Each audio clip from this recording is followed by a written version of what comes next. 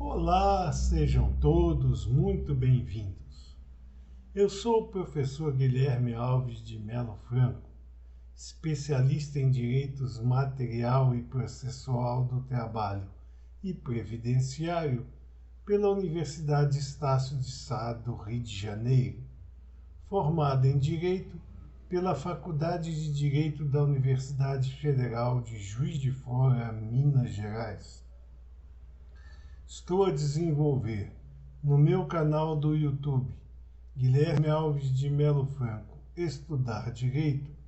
um curso gratuito sobre os direitos material e processual do trabalho, que tem por objetivo o estudo da consolidação das leis do trabalho, artigo por artigo, e como livro base, os meus comentários à reforma trabalhista, Lei 13.467, de 13 de julho de 2017, lançados pela editora Juruá de Curitiba, no Paraná, no ano de 2021. Esta é a nossa aula de número 136 deste nosso curso gratuito sobre os direitos material e processual do trabalho. E nela estaremos a desenvolver nossos entendimentos a respeito dos artigos 425, 426 e 427 da Consolidação das Leis do Trabalho, que continuam a jornada jusoperária brasileira a respeito do trabalho do menor. Nesse sentido, diz o artigo 425 da Consolidação das Leis do Trabalho que os empregadores de menores de 18 anos são obrigados a velar pela observância, nos seus estabelecimentos ou em empresas, dos bons costumes e da decência pública, bem como das regras de higiene e medicina do trabalho. Ora, dentro daquela sistemática que nós adotamos neste nosso curso e pela composição de conhecimento aqui regimentado, este é outro artigo da Consolidação das Leis do Trabalho que reputamos que poderia não ser incluído neste capítulo específico do trabalho do menor, porque ele pode abranger e deve abranger a todos os tipos de trabalhadores, independente da sua idade, do seu sexo ou da sua formação profissional. Porque, na verdade, os empregadores são obrigados sempre, a qualquer título, a velar pela observância nos seus estabelecimentos ou empresas dos bons costumes e da decência pública, bem como das regras de higiene e medicina do trabalho, e não só aqueles empregadores que têm em seus quadros funcionais empregados menores de 18 anos. Portanto, o artigo 425 da Consolidação das Leis do Trabalho deveria ser incerto naquelas condições gerais de trabalho do próprio texto da Consolidação das Leis do Trabalho e, portanto, não deveria estar aqui arregimentado como um sistema normativo relativo apenas aos empregados menores de 18 anos. Diz o artigo 426 da Consolidação das Leis do Trabalho que é dever do empregador, em caso de ser considerado pela autoridade competente o trabalho prejudicial à saúde, ao desenvolvimento físico ou mental ou à moralidade do menor, proporcionar todas as facilidades para que ele mude de serviço. Portanto, o empregador que tenha sob sua guarda empregados menores ele deve, quando a autoridade competente, que nesse caso é o juízo da infância e da juventude, for considerado o trabalho desenvolvido pelo menor prejudicial à sua saúde, ao seu desenvolvimento físico ou mental, ou à moralidade, proporcionar àquele menor todas as facilidades para que ele mude de serviço. Portanto, no caso dessa desconsideração do juiz da infância e da juventude, do trabalho desenvolvido pelo menor, como um trabalho saudável ao desenvolvimento físico ou mental do mesmo, ou mesmo à moralidade, o empregador deve não só proporcionar todas as facilidades para que ele mude de serviço, mas sim implementar essa mudança de função do menor nestes casos em que o juízo da infância e da juventude considerar o trabalho do menor prejudicial em todos os aspectos para o seu desenvolvimento físico-mental ou mesmo a moralidade daquele indivíduo em formação. E, portanto, entendemos nós que o artigo 426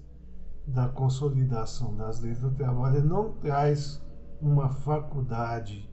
para o empregador, mas sim um dever, uma obrigação de proporcionar a mudança do empregado menor para outro tipo de serviço que não lhe agrida o desenvolvimento físico-mental ou sanitário,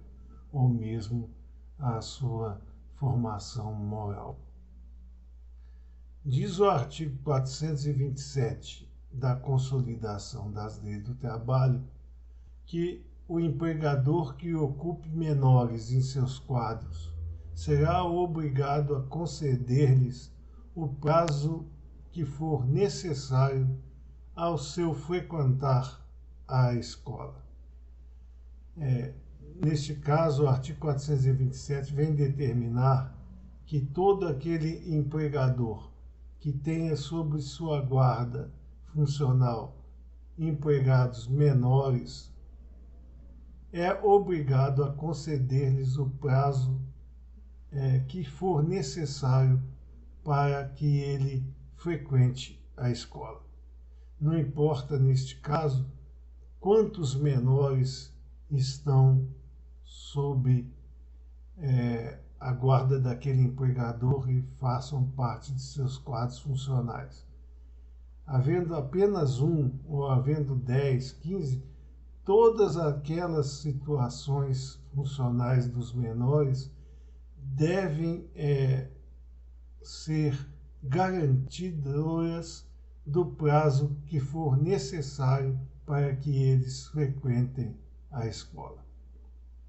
Na hipótese em que haja mais de 30 menores ocupados que sejam analfabetos, o empregador será obrigado a manter no local adequado para que sejam ministrados a esses menores os ensinos primários, desde que a escola esteja locada, a escola mais próxima esteja locada a mais de 2 quilômetros de distância. Portanto, na hipótese de haver um empregador dentro de seus quadros funcionais, mais de 30 menores analfabetos, ou seja, que não saibam nem ler nem escrever, o empregador, se o estabelecimento a que eles estiverem adstritos se localizar a mais de 2 quilômetros da escola mais próxima, deverá manter um local adequado para que sejam ministrados a esses menores os ensinos primários. Qual é a importância disso? É que pugna o artigo 427 da Consolidação das Leis do Trabalho pelo desenvolvimento intelectual desses menores, promovendo-lhes pelo menos o ensino primário para que eles possam desenvolver a capacidade de ler e escrever. Precisamos analisar esse artigo 427, como em outras ocasiões já o fizemos no estudo de outros fascículos legais seletistas, à luz da situação de época em que veio a lume a consolidação das leis do trabalho. Naquela época, muitos indivíduos eram analfabetos, já que a condição de ingresso nas escolas era bastante limitada e difícil, e aqueles menores ou pessoas, do modo geral, que não eram providos de alguma capacidade econômica, ficavam alijados daquela situação de acesso ao conhecimento. Por isso era normal um empregador que ocupasse os menores em seus quadros funcionais ter entre eles diversos que não tinham tido o direito ao acesso à escola e, portanto, não sabiam nem ler nem escrever. Então, naquela época, ter 30 menores à disposição que não estavam alfabetizados era comum. Hoje essa situação é bastante mitigada, já que o acesso aos ensinos primários está bem mais desenvolvido e bem mais facilitado. E, portanto, dificilmente se encontrarão num mesmo estabelecimento ou na mesma empresa 30 menores analfabetos, ao ponto de que seja obrigado o empregador,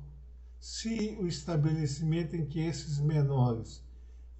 estiverem adstritos se localize a mais de 2 quilômetros da escola mais próxima, a manter um local adequado a que sejam administrados a eles pelo menos os ensinos primários.